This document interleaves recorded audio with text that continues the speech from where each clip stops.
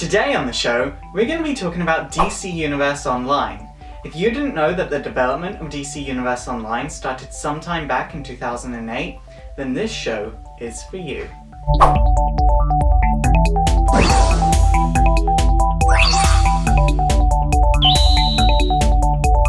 So the original concept art and trailer for DC Universe Online were released in June and July of 2008, and a beta was finally released in December of 2010. There were a number of issues that came up in the beta, and a lot of those persist even to this day. The game was released a month later in January of 2011. This was quite a surprise to everyone, because it's quite common for a release to be so close to the beta in free-to-play MMORPGs, but for a subscription-based MMORPG, it was quite uncommon at this time.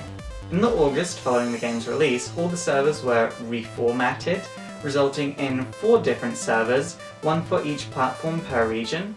On September 6, 2011, the first DLC pack was released entitled The Fight for Light, which allowed the player to either join the Green Lantern Corps or the Sinestro Corps. It also gave birth to the 7th power, being Light. It is worth noting that this DLC pack was free to all current subscribers of the game, and this is a trend that continues on even to this day with all 8 expansion packs. I won't go over every expansion pack individually, but each one of them have added something new to the game, like new powers, one of my favourite powers being time manipulation, and the ability to have your own lair, back cavey type area, which is something I haven't found myself utilising, but it's still a really fun mechanic. As of November 2011, DC Universe Online went free to play, which I think did it more good than bad. There are now 3 levels of accounts available: free, premium, and legendary. Now, free is exactly what it says on the can. It's free. There of course are a number of restrictions, like you can't trade on this account type, and you only get 2 character slots.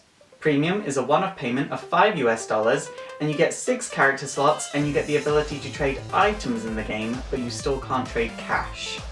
Now, Legendary is actually a subscription type plan, but it's probably the most beneficial. You get 16 character slots and the ability to trade both items and cash, and you also get every DLC pack for free. It is worth noting that for every month that you stay subscribed, you actually get a loyalty reward, which is very cool. There are a number of heroes and villains that appear in DC Universe Online, and at the beginning of the game you actually get to choose a mentor. On the side of the heroes, these mentors are Batman, Superman, and Wonder Woman, and on the side of the villains, these mentors are Joker, Lex Luthor, and Cersei. Your mentor will actually affect your starting zone, principal quest rewards, and mob loot, which is something that's kind of important to take into account. I mean, it's no good you wanting to be the next Raven or Zachary Zatara, but you're decked out in like Batman techie gear.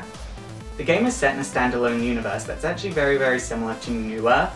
There are a few differences here and there, including but not limited to there being no Damian Wayne, there is no apparent sign of Stephanie Brown, and Cassandra Cain is still Batgirl, which means there's no Black Bat. I'm actually very happy about that last one because it makes Oracle a thing. And Oracle is so badass, like she's in my top 3 favourite DC characters along with Harley Quinn and Tim Drake. An interesting thing that I found is that there is no sign of the New 52. Like everything, right down to character costume designs, there is nothing to do with the New 52. Now I think that's really nice because it allows the really big fans of New Earth to go and visit New Earth and see it in an interactive way, because it's obviously not about anymore, but if they weren't ready to let go, it allows them to visit it once in a while if they decide to pick up the game. DC Universe Online has received mostly positive reviews. IGN have said that they like the game, though they wish they loved it, which is understandable because they've also said that the game has a high focus on console gameplay, but it really runs so much better on the PC. That being said, DC Universe Online is now available on the PlayStation 4, so it should run quite a lot better.